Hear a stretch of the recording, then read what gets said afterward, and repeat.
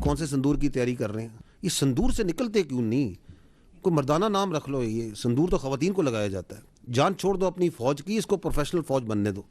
Without evidence false flag operations एक के बाद एक के बाद एक, there is a long history.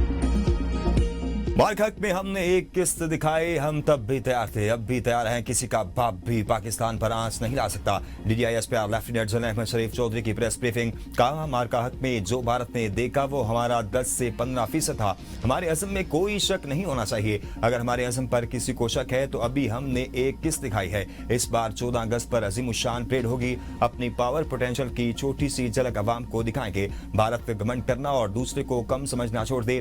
Bharat का दहशतगर्दी ड्रामा हमेशा के लिए दफन कर दिया। 5 गुना बड़े दुश्मन को हर महाज पर शिकस्त दी। पहलगाम वाक़े को 1 साल मुकम्मल हो गया। पाकिस्तान ने जो सवालात उठाए वो अब भी यूं के तू मौजूद हैं। जवाब दें, कौन लोग थे जिन्होंने ये हमला करवाया? भारत बताए कि किस दहशतगर्द कैंप को निशाना बनाया। भारत ने बयान बनाने की कोशिश की। पाकिस्तान दहशतगर्दी करा रहा है। दुनिया जानती है कि पाकिस्तान में होने वाली दहशतगर्दी की सरपरस्ती भारत कर रहा है। भारतीय सियासतदान कम और जंगजू ज्यादा लगते हैं। अगर यही जुबान इस्तेमाल करनी है तो फिर आओ सामने। भारत के लिए वाज़ेह और दो टोक पैगाम है कि जो करना है करो, रिवायती या गैर रिवायती हम खड़े हैं, भरपूर ताकत से जवाब देंगे। ये जंग जमीन, फिजा, समुंदर, साइबर और जहनों में है। 6 दरियाओं पर पाकिस्तान का हक है, किसी को भी सिंतास मुआहदे की खिलाफ वर्जी नहीं करने देंगे।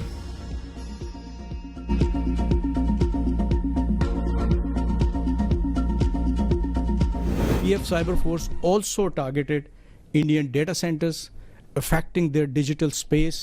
की डेटा जो था उसकी डिलीशन, जिसने के इंटायर जो मिलिट्री ऑपरेशन का जो रिक्वायरमेंट थी उसको काफ़ी हद तक कटेल कर दिया। एक Su-30, एक MiG-29, एक मिराज 2000 और एक एक्सपेंसिव, मैं आप पे छोड़ता हूँ, मल्टी रोल जो है वो अनमैन्ड एरियल सिस्टम उनका वो गिरा।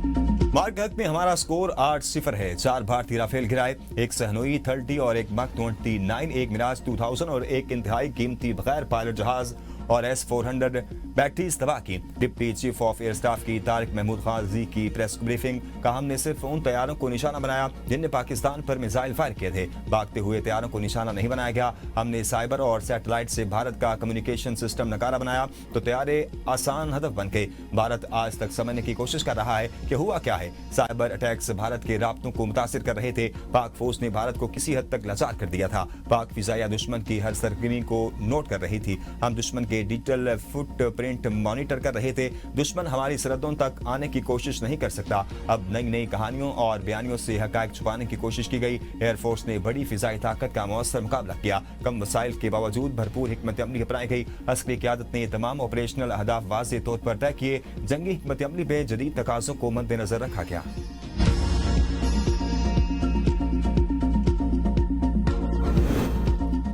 पाकिस्तान की समुद्री हदूद महफूज है। भारत की समुद्री हदूद वसी है। पाकिस्तान भारत की समुद्री हदूद को आसानी से निशाना बना सकता है। Deputy chief of naval staff rear admiral Shafat Ali Khan की प्रेस ब्रीफिंग। हमारे बहरी असासे समुद्र में मौजूद हैं। दुश्मन जमीनी हकायक मद्देनजर रखते हुए कौलो फेल में जिम्मेदारी दिखाए। मार्का हक में भारत ने कई बार अपना बहरी बेड़ा तैनात करने की कोशिश की। भारतीय बहरिए की हिम्मत नहीं हुई कि वो हमारे पानियों का रुख करे। भारत ने खिफ्त मिटाने के लिए गैर जिम्मेदाराना बयान दिए। हम अमन चाहते हैं लेकिन इसे हमारी कमजोरी ना समझा जाए। मुसल्लह फौज की हम आहंगी हमारी कामयाबी की जामन बनी। हमारी साहली तंसीबात महफूज रहीं, बंदरगाहें फाल रहीं। हम अपनी सलाहियतों को दिन ब दिन पॉलिश कर रही हैं।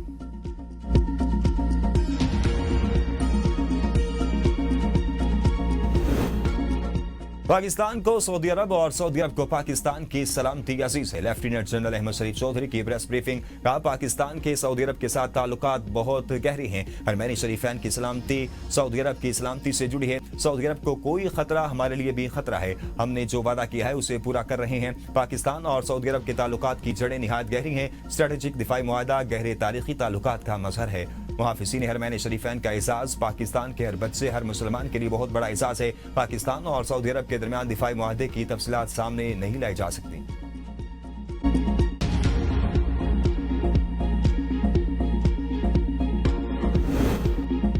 पाकिस्तान की सालसी में मौसूल होने वाले पैगामात का जायजा लिया जा रहा है। तर्जुमान ईरानी वज़ारत ख़ारजा इस्माइल बकाई का कहना है कि ईरान अभी किसी हतमी नतीजे पर नहीं पहुंचा। अमेरिका को अभी तक कोई जवाब नहीं दिया। ईरानी सदर डॉक्टर मसूद पेज़ेश्कियान की सुप्रीम लीडर आयतुल्लाह मुस्तफा खामनाई से मुलाकात। ईरानी सदर ने कहा कि सुप्रीम लीडर से तकरीबन 2.5 घंटे बातचीत की। आयतुल्लाह खामनाई मुज्तबा से मुलाकात एतमाद, अर्जी, गहरे खुलूस से भरपूर माहौल में हुई। सुप्रीम लीडर के अंदाज से गुफ्तगू, नुक्ता नजर नहायत आजिजाना और गहरे मुखलिसाना रवैये ने बहुत मुतासिर किया। आला तरीन अथॉरिटी की आजिज़ी और अखलाकी बर्ताव मुल्क के इंतजामी निज़ाम के लिए मददगार है। सदर मसूद पेशकियान का कहना था, इंतजामी ओहदा कोई मरात या बढ़तरी हासिल करने का जरिया नहीं, बल्कि ये अवाम की खिदमत, एहतसाब और अज़म का एक भारी बोझ है। इनका कहना था, दुश्मन दबाव के जरिए अवाम में बेचैनी और गुस्सा पैदा करना चाहता है। दुश्मन चाहता है ईरानी अवाम सड़कों पर आए, हुकूमती निज़ाम कमजोर हो जाए। अवाम को इश्तियाल दिलाने के लिए अमेरिका इक्तिसादी दबाव बढ़ाने की बात करता है।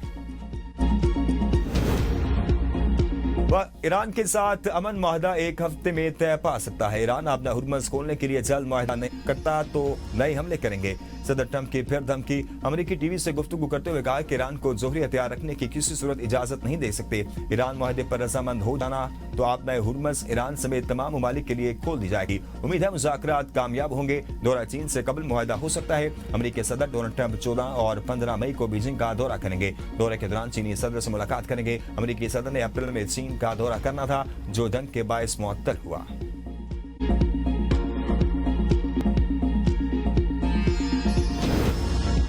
अमेरिका ईरान जंगबंदी के लिए कलील मुद्दती मुआहदे पर गौर। इब्तदाई फ्रेमवर्क तैयार कर लिया गया। बरतानवी खबर एजेंसी के मुताबिक दोनों ममालिक के दरमियान सबसे मुतनाज़ मामलात हल तलब रहेंगे।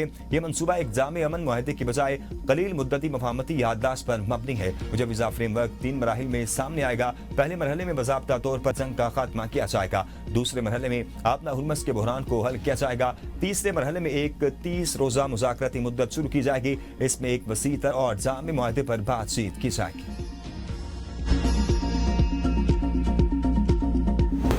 वज़ीर आज़म शहबाज शरीफ और कतरी हम मनसब के दरमियान टेलीफोनिक राब्ता। खित्ते की मौजूदा सूरत हाल पर तबादला ख्याल।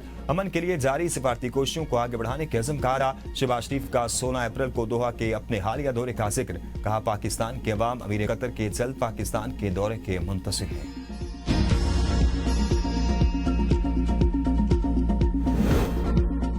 नायब वज़ीर आज़म इसहाक़ डार और ईरानी वज़ीर ख़ारजा अब्बास अराग़ची के दरमियान टेलीफोनिक राब्ता। ईरानी वज़ीर ख़ारजा ने दौरा चीन की तफसीलात से आगाह किया। खित्ते की ताज़ा सूरत-ए-हाल और जारी पेशरफ्त पर तबादला ख्याल किया गया। ईरानी मीडिया के मुताबिक दोनों रहनुमाओं ने खित्ते में इस्तेहकाम के लिए मुकालमे और सिफारतकारी के तसलसल की अहमियत पर जोर दिया। इलाक़ाई ममालिक के दरमियान तामीरी ताउन बढ़ाने पर इत्तफ़ाक़ किया गया। इस बात पर भी जोर दिया गया कि खित्ते में कशीदगी के फैलाव को रोकने के लिए मुश्तरका कोशिशें नागुज़ीर हैं। ईरानी वज़ीर ख़ारजा ने मुश्किल की इस घड़ी में सिफारती और इंसानी इमदाद पर पाकिस्तान से इज़हार तशक्कुर भी किया।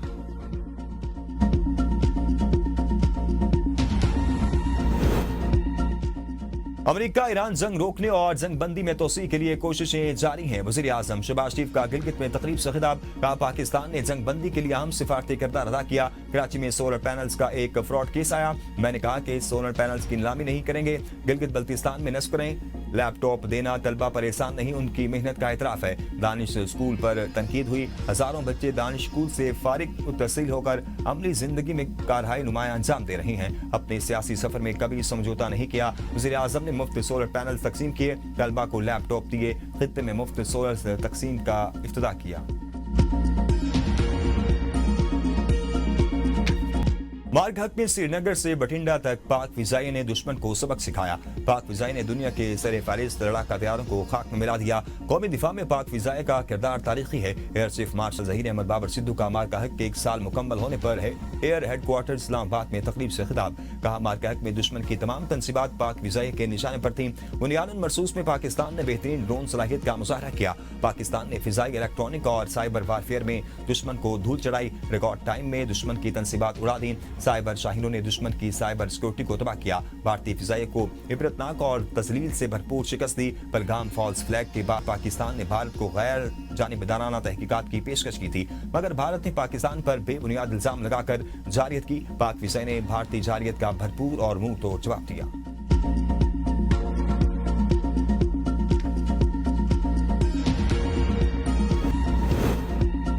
पीटीआई के जलसों और अडयाला जेल से बाहर आने का कोई प्रेशर नहीं। वजीर दिफा ख्वाजा आसिफ कहते हैं पीटीआई के करीब तरीन लोग उकता गए, वो कहीं अडयाला के बाहर और जल्द से जुलूसों में नजर नहीं आते। पीटीआई के एक लीडर को ऑपरेशन बुनियाद मरसूस के हवाले से तकरीब में बुलाया, वो तबीयत की खराबी का बहाना बनाकर नहीं आए। फील्ड मार्शल और वजीर आजम की सिफारतकारी से अमेरिका और ईरान मुआहदे के करीब पहुंच गए। इसके बाद हालात बेहतर, तेल की कीमतें कम हो जाएंगी, महंगाई की लहर भी वापस होनी शुरू हो जाएगी।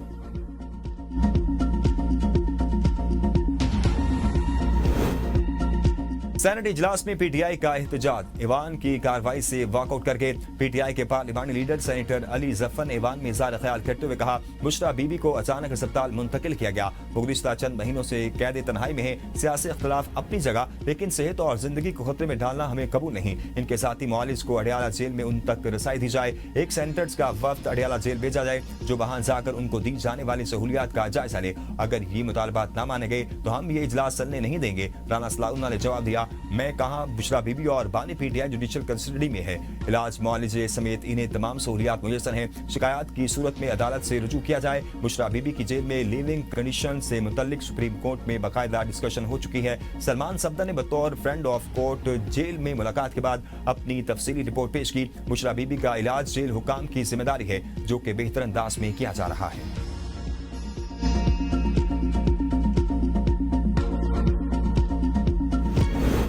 अवाम को तंग करने और पीरा फोर्स का नाम बदनाम करने वाले एहलकारों के खिलाफ घेरा तंग। वज़ीर आला पंजाब का पीरा फोर्स के 4000 एहलकारों और अफसरान की स्क्रूटनी का हुक्म।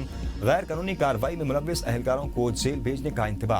पीरा एहलकारों पर बॉडी कैम नस्ब करने के लिए 30 जून तक की डेडलाइन। वज़ीर आला की ज़ेर सदारत इजलास पीरा का नाम बदनाम करने वाले अनासिर के खिलाफ कार्रवाई करने का हुक्म। इजलास में पीरा से कार्रवाइयों से मुतल्लिक और दीगर ऑपरेशनल ब्रीफिंग दी गई। पीरा फील्ड फॉर्मेशन की कुल नफरी 8000 है, जिसमें से 4711 नशिस्तें पुर हो चुकी हैं।